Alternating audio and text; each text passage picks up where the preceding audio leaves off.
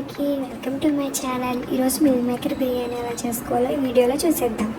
ముందుగా meal maker తీసుకొని boil చేసుకొని పక్కన పెట్టుకోవాలి. ఇప్పుడు స్టవ్ మీద కడాయి పెట్టుకొని ఇందులోకి ఆయిల్ వేసుకొని ఆయిల్ హీట్ అయిన తర్వాత హోల్ మసాలా ఇంగ్రీడియంట్స్ వేసుకోవాలి. బిర్యానీ మసాలా ఇంగ్రీడియంట్స్ వేసుకోవాలి.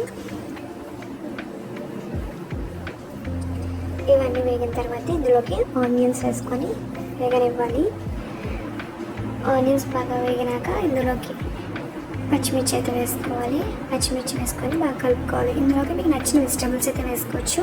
నేను క్యారెట్ అండ్ గ్రీన్ పీస్ వేసుకున్నాను. వేసుకొని బాగా కలుపుకోవాలి. తర్వాత మూత పెట్టుకొని పక్కనివ్వాలి. ఇప్పుడు మూత తీసిన తర్వాత అల్లం వెల్లుల్లి పేస్ట్ వేసుకోవాలి. అల్లం వెల్లుల్లి పేస్ట్ పచ్చివాసన పోయేంత వరకు వేపుకోవాలి.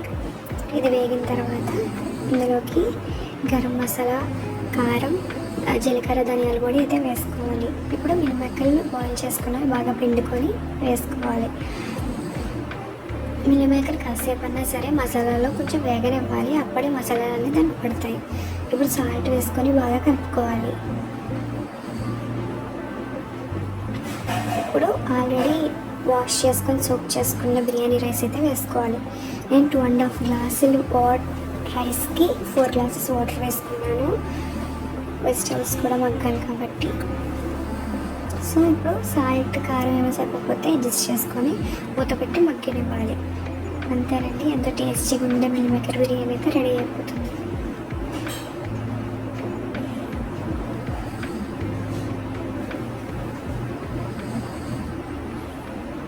ఇప్పుడు కొత్తిమీర వేసుకొని గార్నిష్ చేసుకొని స్టవ్ ఆఫ్ చేసుకుంటే రెడీ అండి.